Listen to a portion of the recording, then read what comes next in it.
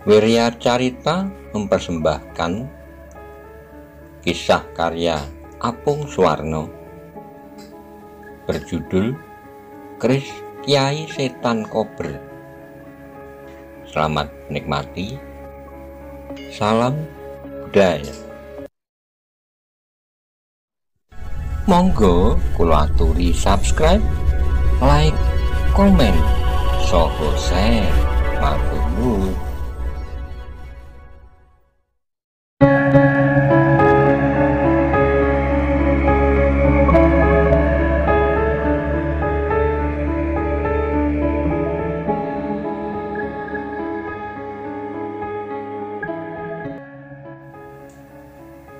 Beranjangan jatuh terbanting ke tanah, tidak dapat bangun kembali, dan dari kejauhan sepasang alap-alap Gunung Kendeng terkejut jika melihat Beranjangan jatuh pada serangan pertama. Alap-alap Gunung Kendeng majukan kudanya sambil menghunus pedangnya. "Manuk Kuntet telah mati, ayo Nyai, kita keroyok dia," katanya sambil membawa kudanya berderap maju, dan dengan cepat Nyai alap-alap menghunus pedang tipisnya. Dan ia pun maju menyongsong kuda lawannya.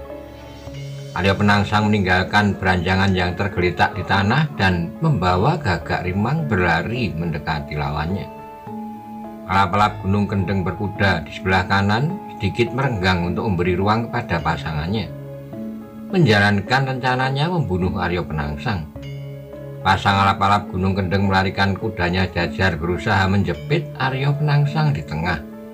Tapi Penangsang bukan orang bodoh yang mau dijepit oleh dua orang lawan, maka dengan cepat dibelokkannya Gagak Rimang ke sebelah kanan dan dipacunya dengan cepat untuk menghindari jepitan lawannya. Nyai alap-alap terkejut ketika melihat Aryo Penangsang menghindar. Cepat ia membelokkan kudanya ke kiri mengejar kuda Aryo Penangsang. Aryo Penangsang bawa Gagak Rimang berputar setengah melingkar di Ororombo, berusaha untuk berada di belakang kudanya Nyai alap-alap. Lalu Aryo Penangsang pun maju kuda hitamnya dengan cepat, dan Gagak Rimang adalah seekor kuda yang tegap dan gagah serta mempunyai kecepatan yang tinggi. Aryo Penangsang mengendalikan kuda hitamnya berputar setengah lingkaran dekat di belakangnya mengejar kudanya Nyai alap-alap, tetapi Gagak Rimang adalah kuda yang mampu berlari kencang, sehingga dengan mudah Aryo Penangsang berlari menghindar menjauh dari kuda Nyai alap-alap. Lalu ia pun memacu Gagak Rimang mengejar kuda alap-alap Gunung Kendeng. Alap-alap Gunung Kendeng melihat Aryo Penangsang mendekat dari sebelah kiri, maka kudanya dilarikan dengan cepat menghindari serangan dari sebelah kiri yang akan sulit ditangkis dengan tangan kirinya. Dengan cepat alap-alap Gunung Kendeng memutar kudanya sehingga berhadapan dengan Penangsang, dan keduanya saling maju kudanya mendekat. Pedang alap-alap Gunung Kendeng terjulur ke arah lawannya. Dengan mudah Aryo Penangsang menangkis dengan pedangnya. Belum sempat dia membalas menyerang, datang serangan dari kuda Nyai alap-alap yang dipacu ke arahnya. Terjadilah perkelahian di atas punggung kuda 2 lawan 1. 2 ekor kuda yang dikendarai oleh sepasang alap-alap Gunung Kendeng melawan Aryo Penangsang yang duduk di atas punggung kuda hitamnya Gagak Rimang. Aryo Penangsang adalah orang yang cerdik, dia tidak mau melawan 2 orang berkuda sekaligus. Dia berusaha untuk melawan sepasang alap-alap Gunung Kendeng satu demi satu. Penangsang memacu kudanya untuk mencari posisi yang baik. Terlihat alap-alap Gunung Kendeng mengejarnya, tapi lawannya adalah Gagak Rimang, kuda hitam yang kecepatannya seperti tatit. Nyai alap-alap terkejut ketika kuda hitam Aryo Penangsang dipacu melingkar dan berusaha berada di sebelah kirinya. Nyai alap-alap berusaha maju kudanya menjauh, tetapi Aryo Penangsang tetap mengejar dan tidak melepaskannya. Nyai alap-alap berdesir hatinya. Dia merasa kesulitan untuk menghindar dari kejaran lawannya. Sedangkan kuda alap-alap Gunung Kendeng berada di sebelah kanannya, sehingga tidak bisa membantunya.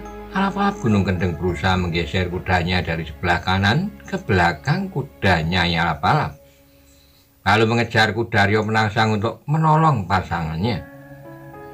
Tapi dia telah kehilangan waktu sekejap. karena Aryo Penangsang telah berada di depannya dengan pedang pendek yang mengancam ke arahnya Nyai alap-alap. Nyai Lapalap segera memindahkan pedangnya ke tangan kiri, dan ia pun sudah siap bertempur dengan tangan kiri.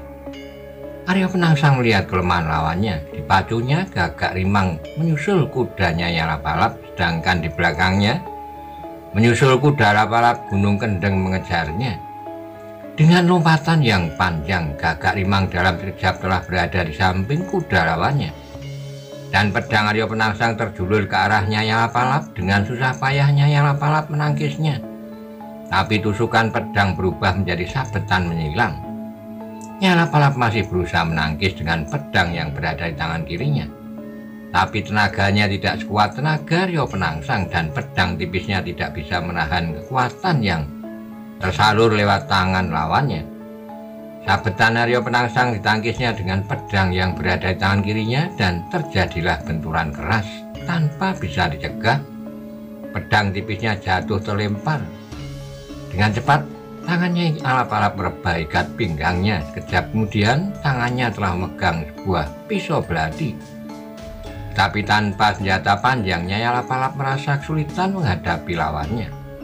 Maka segera kudanya dipacu menjauh dari lawannya. Arya Penangsang sudah berniat mengurangi lawan satu demi satu. Bergerak cepat, dipacunya Gagak Rimang mengejar Nyai Lapalap. Dan Gagak Rimang pun mengerti keinginan penunggangnya. Dikejarnya kuda depannya dengan sekuat tenaga. Hati Lapalap Gunung Kendeng tercekat. Kudanya dipacu untuk menghalangi niat Arya Penangsang membunuh pasangannya. Tapi jaraknya tidak bertambah dekat, dan dilihatnya kuda Arya Penangsang sudah mendekati kuda Nyai Lapalap. Nyai Lapalap berada dalam kesulitan. Lawannya berada di sebelah kiri dan selalu bisa mengejarnya. Belatinya terlalu pendek untuk melawan sebuah pedang. Dia tidak dapat minta pertolongan pasangannya karena kuda Lapalap Gunung Kendeng berada di belakangnya. Gagak Rimang adalah seekor kuda yang baik, dan penunggangnya sangat terampil di atas punggung kuda, dan beberapa saat kemudian Gagak Rimang sudah bisa berlari sejajar dengan kuda lawannya. Penangsang menyerang dengan sabetan pedangnya. Nyai Lapalap terpaksa menghindar dengan memiringkan tubuhnya, tapi Arya Penangsang menjulurkan pedangnya menyentuh leher. Dengan susah payah Nyai Lapalap menangkis dengan pisau belatinya, dan semuanya terjadi dalam waktu sekejap. Ketika pedangnya ditangkis lawannya dengan pisau belati, Arya Penangsang menarik serangannya dan merubahnya menjadi sabetan menyilang ke arah punggung, dan Nyai Lapalap menjerit nyaring karena merasa punggungnya terkena sabetan pedang lawannya. Hingga tanpa dapat cegah ia pun jatuh dari atas punggung kuda. Setelah berhasil menjatuhkan lawannya, Penangsang mutar kudanya untuk menghadapi Lapalap Gunung Kendeng yang marah karena kehilangan pasangannya. Matahari pagi semakin terang menyinari Roro Embu. Embun pun semakin lama semakin menipis. Lapalap Gunung Kendeng menjadi sangat marah, maka ia pun mengejar kuda hitam Arya Penangsang yang lari berputar di aroro. Kuda dipacu dengan cepat seperti burung Lapalap mengejar mangsanya. Tapi yang dikejar adalah Gagak Rimang, kuda tinggi besar yang larinya cepat seperti kilat. Takkan bisa dikejar oleh seekor burung Lapalap. Arya Penangsang adalah seorang yang cerdik. Ia melarikan kudanya mengelilingi Roro, lalu dengan cepat Gagak Rimang dilarikannya ke arah timur. Agak jauh di belakangnya, Lapalap Gunung Kendeng mengejarnya. Jika sampai di ujung timur, maka Gagak Rimang berbalik ke arah barat menyongsong kuda Lapalap Gunung Kendeng. Alam telah memberi keuntungan kepada Arya Penangsang yang cerdik, yang berpacu membelakangi matahari pagi. Jika kuda Lapalap Gunung Kendeng sudah berhadapan dengan kuda Arya Penangsang, Lapalap Gunung Kendeng terkejut karena wajahnya menghadap ke arah matahari. Matanya Silo terkena sinar matahari pagi. Ia menyadari kesalahannya, tapi sudah terlambat karena lawannya telah berada di hadapannya. Lebih terkejut lagi jika datang serangan tebasan pedang dari Arya Penangsang dengan sekuat tenaga. Dia bertahan dengan membentur pedang Arya Penangsang. Lapalap Gunung Kendeng yang pandangannya Silo oleh sinar matahari pagi tidak melihat ketika Arya Penangsang membelokkan arah pedangnya. Dia hanya merasakan lengannya tersentuh pedang lawannya, sehingga pedangnya terlempar jatuh ke bawah. Penangsang segera mutar kudanya menghadap lawannya untuk menyelesaikan alap-alap Gunung Kendeng. Tapi alangkah terkejutnya ketika dilihatnya lawannya telah memacu kudanya kencang sekali, melarikan diri ke arah selatan. "Pengecut!" teriak Arya Penangsang dari betapa marahnya dia ketika melihat lawannya maju kudanya menjauh. Dengan segera ujung kakinya menyentuh perut Gagak Rimang, dan kudanya pun melompat mengejar alap-alap Gunung Kendeng ke arah selatan. Lengannya sudah terluka dan tanpa menggunakan senjata panjang, alap-alap Gunung Kendeng merasa tidak akan mampu menghadapi Arya Penangsang. Dan selagi ia masih punya kesempatan, ia mempergunakan waktu yang sekejap untuk menyelamatkan dirinya. Dendamnya yang sundul langit karena pasangannya dibunuh Arya Penangsang membuatnya berpikir untuk menyelamatkan diri. Lain waktu ia akan datang lagi ke Demak untuk membalas dendamnya, membunuh Arya Penangsang. Alap-alap Gunung Kendeng macu kudanya cepat sekali menghindari Arya Penangsang yang kini telah berubah menjadi orang yang sangat menakutkan. Penangsang yang marah melihat alap-alap Gunung Kendeng secara pengecut tinggal gelanggang colong pelayu melarikan diri, berkali-kali menyentuh perut Gagak Rimang dengan kakinya, dan Gagak Rimang pun semakin cepat mengejar kuda yang di depannya dengan sekuat tenaga. Alap-alap Gunung Kendeng menjadi ketakutan, kudanya sudah dilecutnya tapi masih terasa lambat. Dan ketika dia menengok ke belakang untuk melihat pengejarnya, hatinya kejut jika ia melihat lawannya bukannya semakin jauh tapi menjadi semakin dekat dengan dirinya. Makin lama Gagak Rimang semakin dekat dengan kuda alap-alap Gunung Kendeng, dan Arya Penangsang merasa sudah tiba saatnya untuk mengakhiri petualangan sepasang alap-alap Gunung Kendeng. Ketika jarak Gagak Rimang dengan kuda alap-alap Gunung Kendeng tinggal 2-3 langkah, maka ia pun bersiap menyelesaikan pengejarannya.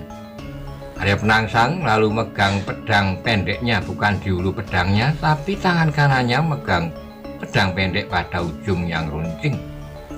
Dan dengan tenaganya yang kuat ditambah daya dorong kudanya, Arya Penangsang melempar pedang pendeknya ke arah punggung alap-alap Gunung Kendeng yang hanya berjarak 2-3 langkah di depannya. Sekejap kemudian alap-alap Gunung Kendeng terjungkal dari atas punggung kudanya, jatuh terlempar ke tanah karena di punggungnya telah tertancap pedang pendek Arya Penangsang.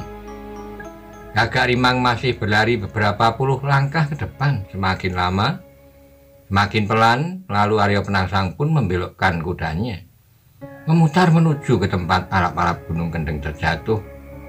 Arya Penangsang turun dari kudanya dan dengan penuh kewaspadaan ia mendekati alap-alap Gunung Kendeng. Dan setelah memastikan lawannya mati, maka pedang pendeknya dicabut dari punggung lawannya. Penangsang pun naik ke punggung Gagak Rimang lalu dijalankannya kembali utara ke arah Ororo Ombo.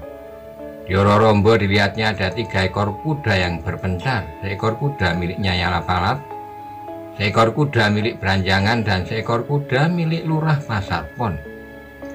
Arya Penangsang mendekati kuda milik Lurah Pasarpon, lalu dipegangnya kendali kuda itu dan dibawa menuju pemiliknya, Lurah Pasarpon, yang masih menunggu di lapangan rumput tempat mereka berlatih kuda. Sampai di sana, Penangsang lalu menyerahkan kuda kepada pemiliknya dan dengan tangan gemetar, Lurah Pasarpon menerima kudanya kembali. "Ini kudamu, sepasang alap-alap Gunung Kendeng beserta pembantunya telah mati. Ada 2 mayat di Ororombo, 1 lagi agak di sebelah selatannya," kata Penangsang. "Aku akan melaporkan kejadian ini kepada prajurit Wiromanggolo, biar nanti para prajurit yang mengurus penguburannya serta mengurus kuda dan senjata milik sepasang alap-alap Gunung Kendeng beserta pembantunya. Kau tunggu di sini, nanti kalau kau ditanya prajurit Wiromanggolo, katakan apa yang telah terjadi sebenarnya," kata Penangsang. "Ya Raden," jawab Lurah Pasarpon. Setelah itu Arya Penangsang mengendari Gagak Rimang menuju ke keraton untuk melaporkan peristiwa terbunuhnya sepasang alap-alap Gunung Kendeng dan seorang pembantunya kepada prajurit Wiromanggolo. Pada saat yang bersamaan, saat itu di halaman keraton telah berkumpul beberapa orang prajurit Wirotamtomo, dan mereka berkumpul menunggu perintah dari Rangga Wideksa.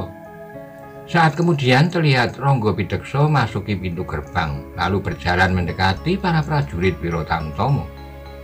"Kalian tunggu di sini dulu, aku dipanggil menghadap Kanjeng Sultan," kata Ronggo Pidekso. Dan tanpa menunggu jawaban, Ki Ronggo telah berjalan menuju ruang dalam menghadap Kanjeng Sultan Trenggono. Karebet dan belasan orang prajurit Wirotamtomo masih menunggu di halaman keraton. Setelah menunggu cukup lama, Ronggo Pidekso berada di dalam ruangan Kanjeng Sultan.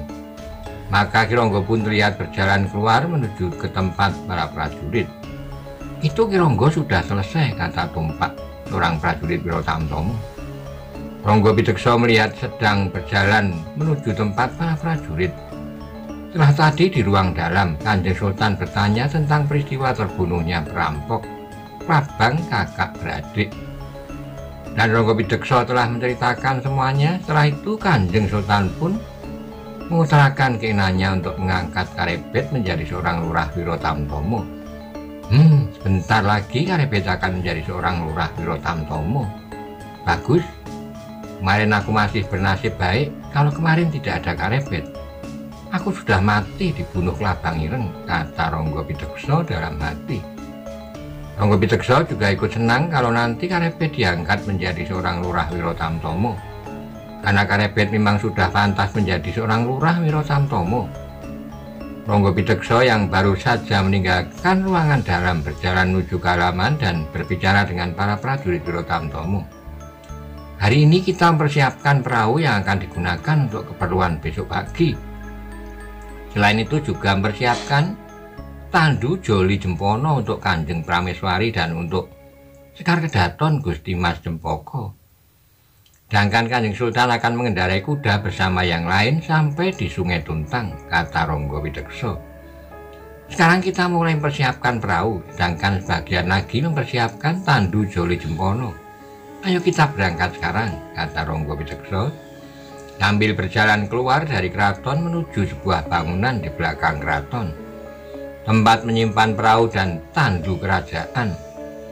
Ronggo Pidekso membawa mereka masuk ke sebuah bangunan yang besar. Karebet melihat di dalam bangunan ada sebuah sungai kecil yang kering tanpa air. Di dalamnya terdapat beberapa perahu yang terbesar bisa memuat belasan orang. Dan perahu itu mempunyai atap yang terbuat dari kayu.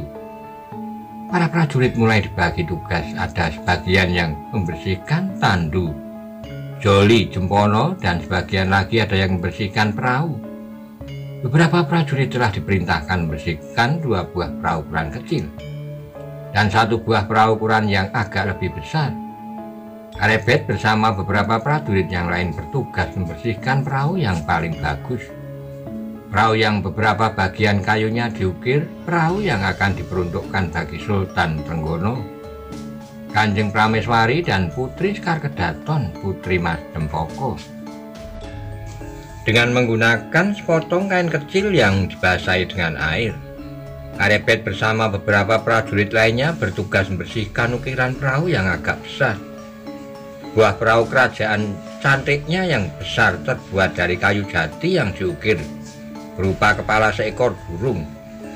Paruhnya melengkung, matanya melihat tajam ke depan, dengan lehernya yang berupa ukiran bulu. Sambil membersihkan cantik perahu yang berbentuk kepala burung, Karebet melihat ada ukiran aksara yang bisa dibaca. Diukir halus di bawah ukiran bulu leher, sebuah suku kata yang terdiri dari 2 buah aksara. Go, suku cokro, do, ngelegeno, Gerudo, perahu Kiai Garudo. Ternyata ini adalah perahu Kesultanan Demak yang bernama Kiai Garudo, kata Karebet dalam hati. Sambil mengagumi ukiran cantik perahu, sebuah kayu yang diukir bagus dan rapi.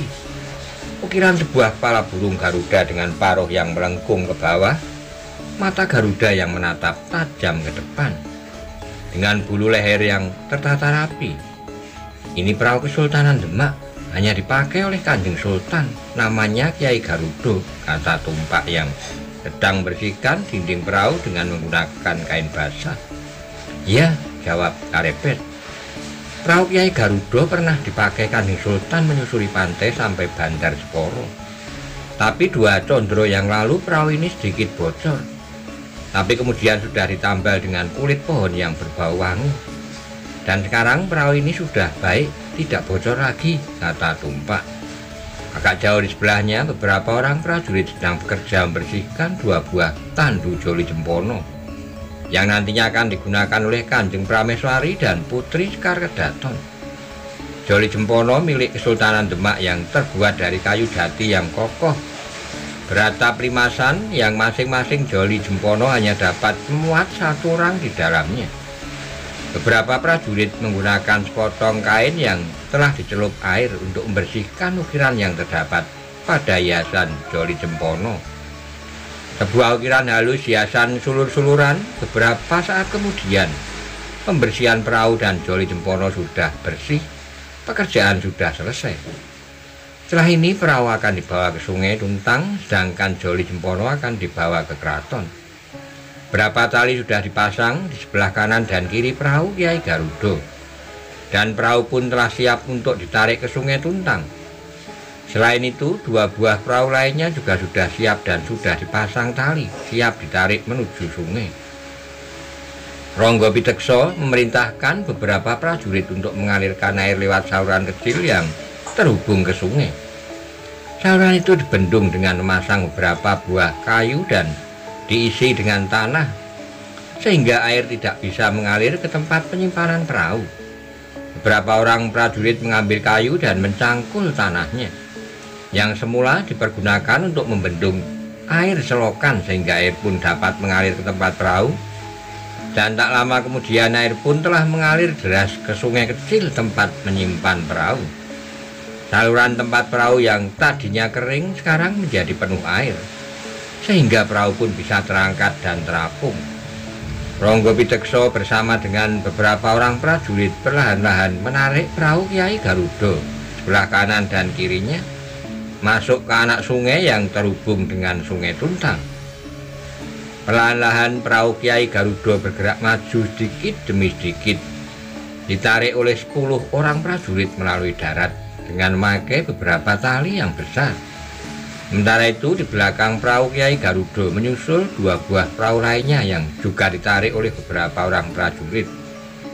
Perahu Kiai Garuda telah sampai di Sungai Tuntang, lalu perahu ditarik ke tempat tambatan perahu di bawah pohon di tepi sungai yang landai.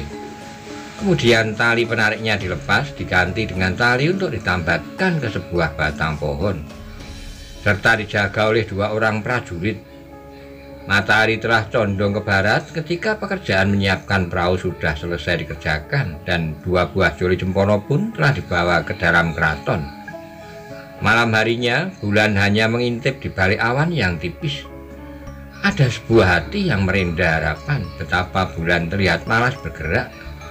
Dia ingin malam segera berlalu. Malam ini mengapa terasa lama sekali? Aku ingin malam cepat berganti pagi, kata Sekar Kedaton Gusti Mas Cempoko dalam hati. Mengapa aku sulit sekali tidur? Atau karena besok pagi aku ketemu dengan Karebet, kata sang putri menganyam angan-angan. Pada saat yang sama, Karebet hanya bisa gelisah di atas amben. Harapannya hanya satu, besok pagi bisa dekat dengan sang bunga cempaka di Keraton Demak. Suara kentongan yang dipukul dengan irama Doro Muluk telah terdengar di seluruh kota Raja Demak, menandakan telah masuki waktu tengah malam, dan 2 hati yang sedang berbunga telah melayang ke alam mimpi. Malam telah sampai di ujungnya. Di langit Bangwetan terlihat semburat warna merah, semakin lama semakin terang, pertanda matahari sudah menampakkan dirinya. Seiring dengan terdengarnya suara burung yang berkicau menyambut datangnya pagi. Dari dalam lor, langkah kaki Karebet begitu ringan ketika berjalan menuju keraton untuk menjalankan tugasnya sebagai prajurit Wiro Tamtomo. Setelah melewati pintu gerbang keraton, Karebet tiba di halaman di depan Sasana Sewaka. Di sana sudah ada beberapa prajurit. Ternyata belum semuanya telah datang. Masih menunggu Temenggung Gajah Birowo yang menjadi Manggala Yuda Wiro Tamtomo. Beberapa kuda sedang diatur, yang mengendarai kudanya Kanjeng Sultan dan kerabat raja. Joli Jempono yang berjumlah 2 buah sudah siap di halaman untuk Kanjeng Prameswari dan Sekar Kedaton Gusti Mas Cempaka. Sedangkan pengusung tiap tandu adalah 4 orang abdi dalem yang bertubuh kuat. Telah Tumenggung Gajah Birawa, Tumenggung Gagak Anabrang, dan Tumenggung Suranata telah datang, maka diaturlah tugas masing-masing prajurit. Karebet mendapat tugas mengawal Joli Jempono yang berisi Sekar Kedaton Gusti Mas Cempaka. Sedangkan nanti pada saat berada di perahu bersama prajurit yang lain, Karebet mendapat tugas mendayung perahu Kiai Garuda. Ketika bendi ditabuh untuk pertama kali, maka semua prajurit dan abdi dalem bersiap. Kuda pun juga sudah dipersiapkan. Bendera Wiro Tamtomo, bendera Wiro Brojo, dan bendera yang paling besar, bendera Gulo Klopo juga sudah berkibar. Tak lama kemudian Tumenggung Gajah Birawa berjalan menuju ruang dalam menjemput Kanjeng Sultan dan Kanjeng Prameswari bersama Sentoro Dalem. Saat kemudian Kanjeng Sultan keluar ruangan diikuti Kanjeng Prameswari dan Gusti Mas Cempaka. Sedangkan di belakang Kanjeng Sultan ada seorang prajurit yang membawa songsong, payung kerajaan. Di belakang songsong berjalan beberapa kerabat Sultan diikuti oleh 2 orang emban. Di antara Sentoro Dalem yang akan diajak ikut ke pantai ada seorang yang sudah dikenal oleh Karebet, yaitu putra Pangeran Sekar Sedolepen, Arya Penangsang. Tumenggung Gagak Anabrang menyambut Kanjeng Sultan dan mempersilahkan naik ke punggung kuda. Sedangkan Tumenggung Suranata mempersilahkan Kanjeng Prameswari untuk naik ke atas Joli Jempono. Terlihat pula putri Sekar Kedaton Gusti Mas Cempaka diantar oleh Tumenggung Gajah Birawa menuju ke Joli Jempono yang dijaga oleh seorang prajurit Wiro Tamtomo, Karebet. Gusti Putri Mas Cempaka bersama Nyai Madusari berjalan pelan-pelan menuju tandu yang dijaga oleh Karebet. Baru kali ini Sekar Kedaton Gusti Mas Cempaka merasa hatinya deg-degan melihat Karebet yang berpakaian prajurit Wiro Tamtomo yang terlihat menjemputnya. Hati Sekar Kedaton Gusti Mas Cempaka bergetar senang ketika Karebet mempersilahkan naik ke Joli Jempono dan berkata, "Silahkan Gusti Putri." "Terima kasih Kakang Karebet," kata sang putri Sekar Kedaton. Perlahan Sekar Kedaton Gusti Putri Mas Cempaka naik ke atas tandu dan pandangan sang bunga keraton tak lepas dari prajurit yang berdiri di sebelah tandu dan bersiap mengawalnya. Karebet. Ketika semuanya sudah siap, suara bendi telah terdengar untuk yang kedua kalinya. Maka tandu pun diangkat oleh 4 orang abdi dalem yang bertubuh kuat dan semua rombongan telah bersiap untuk berangkat. Ketika penabuh bendi telah menabuh untuk yang ketiga kalinya, maka mulailah rombongan Kanjeng Sultan bergerak maju. Di depan sendiri Tumenggung Suranata berjalan kaki sebagai cucuk lampah. Lalu ada sebuah bendera Gulo Klopo yang berkibar megah. Di belakangnya Kanjeng Sultan naik kuda, dikelilingi oleh prajurit yang berjalan kaki, prajurit Wiro Tamtomo bersama Tumenggung Gajah Birawa. Di belakang Kanjeng Sultan berjalan seorang prajurit yang membawa songsong kerajaan dan seorang prajurit membawa sebuah bendi. Kemudian disusul oleh prajurit yang membawa bendera Wiro Tamtomo. Di belakangnya sebuah Joli Jempono berisi Kanjeng Prameswari yang diangkat oleh 4 orang abdi dalem, didampingi oleh 2 orang emban yang berjalan kaki. Di belakangnya ada lagi Joli Jempono berisi Sekar Kedaton Gusti Putri Mas Cempaka yang diangkat oleh 4 orang abdi dalem dan didampingi oleh prajurit Wiro Tamtomo, Karebet. Di belakang tandu berjalan Nyai Madusari yang diajak oleh Gusti Mas Cempaka untuk ikut berwisata ke pantai. Di belakang Karebet ada Arya Penangsang yang duduk di atas punggung kuda hitam Gagak Rimang. Sedangkan di sebelahnya berkuda pula 2 orang kerabat Sultan. Di belakangnya ada pula prajurit yang membawa bendera Wiro Brojo. Di sampingnya berjalan Tumenggung Gagak Anabrang beserta prajurit Wiro Brojo. Rombongan bergerak perlahan-lahan ke arah ke timur.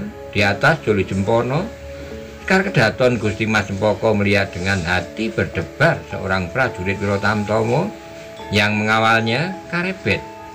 "Kakang Karebet," kata Sekar Kedaton perlahan dari atas Joli Jempono. Karebet yang berjalan kaki di sebelah Joli Jempono terkejut. Dia menoleh ke arah tandu. Dan Karebet pun tersenyum. "Ya Gusti Putri." "Kakang Karebet, kau jangan jauh dariku," kata sang putri.